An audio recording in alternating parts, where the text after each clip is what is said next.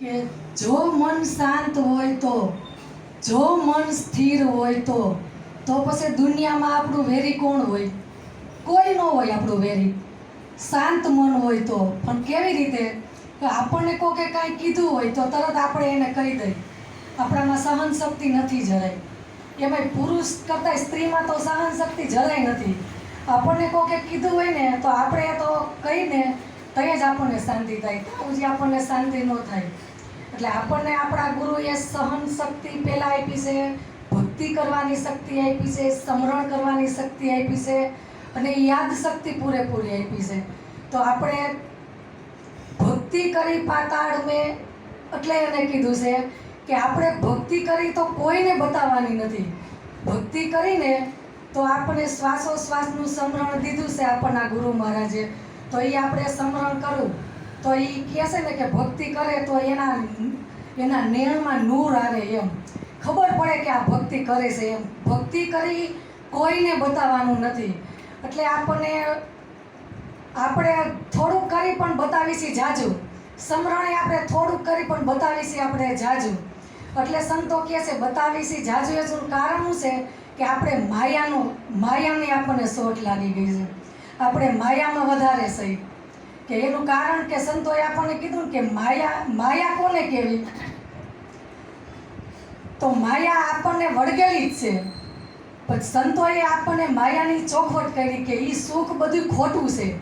આપણે એ માયાના સુખને વળગીને બેઠા છે, પણ સંતોએ આપણને ચોખવટ કરી કે એ સુખ બધું લગાડશે. તું જીવવા આવ્યો છો તો તું ભક્તિ કરી લે. તું આવ્યો છો શું કરવા? તને આ ભક્તિ કરવા ભગવાને આ મનુષ્ય અવતાર આપ્યો છે.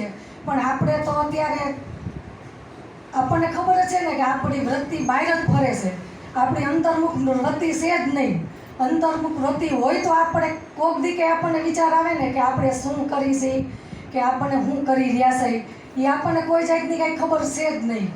એટલે કીધું કે આપણે રોજ આપણો દિવસ આ ઉગે છે અને હાઈ થાય તો આથમી જાય છે, પણ આપણે કોઈ દી શાંતિથી બેસીને આપણે વિચાર કર્યો કે મેં કેટલું ભજન કર્યું, મેં કેટલા સારા વિચાર કર્યા, કે મેં કોકની ખરાબ દ્રષ્ટિથી કૂથલી કરી, કોઈનું કેટલું કોઈ દી આપણે વિચાર કર્યો?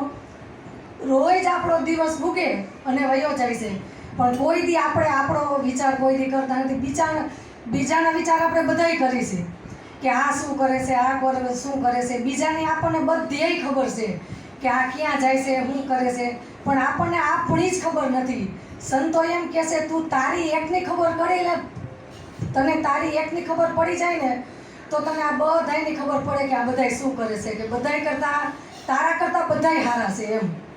જે તું છો ને એ તારા કરતાં બધાય સારા છે, પણ એ દ્રષ્ટિ આપણને કઈ થાય કે આપણી અંતર્મુખ દ્રષ્ટિ થાય ને ત્યાં સુધી આપણી દ્રષ્ટિ અંતર્મુખ છે ને તો ન થાય ને ત્યાં સુધી આપણને ન ખબર પડે.